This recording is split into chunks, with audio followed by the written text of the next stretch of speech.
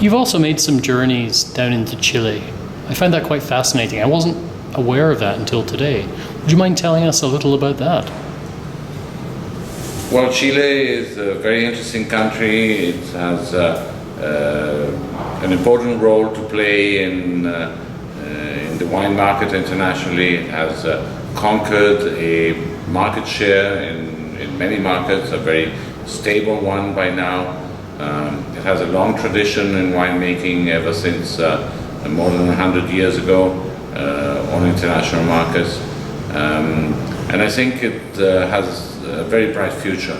It has come a long way in the last 20 years, but I believe there's still a lot of new valleys to be discovered, varieties to be matched with these valleys, types of wines such as sparkling and others to be developed.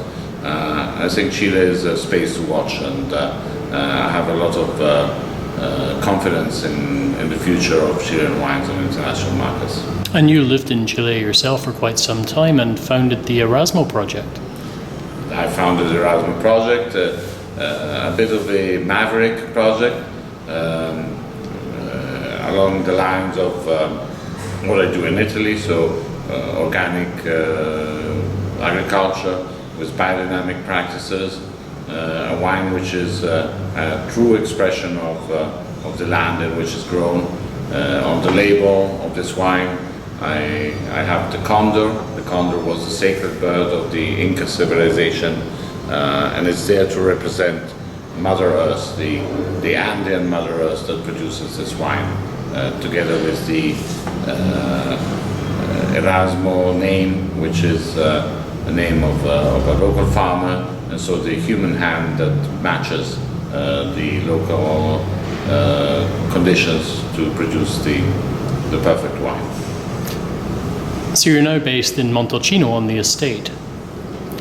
Have the winemakers of Montalcino seen the impact of climate change over the last decade? That's something we're still learning and watching. Certainly we're going to have to implement irrigation in the vineyards. The droughts of 2012, 2017 Yes. have been very severe and have taught us that we can no longer farm following the parameters of last century or 20 years ago. So you have been dry farming up until now? We are still up to this year, 2019, we're still on dry farming. I dug four wells this year, in the last few months, and this winter I'm going to start implementing irrigation systems. Certainly we produce at Codorcia the oldest, most traditional wine in Montalcino, which is a Moscato wine, Moscadello di Montalcino, and Moscato is certainly the most sensitive grape to climatic changes, and so we've been monitoring these changes not only through Sangiovese but through also the Moscato grape. We have to reinvent everything. Codorcia is renowned for the amount of research and development we have done with the University of Florence over the years. This is some of your clonal work you've been doing. And precisely, clonal selection of the Sangiovese grape was established, the project of research was established on parameters which are no longer valid. Oh, interesting. Climatic parameters. So one of those parameters was early ripening grapes, and with current climatic conditions, we no longer want early ripening. We rather prefer late ripening.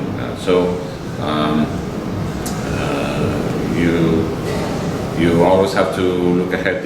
The symbol of Codorcia is a hand pointing to the stars. So seeking excellence in everyday's work and being able to change as times and conditions change, always aiming for the star.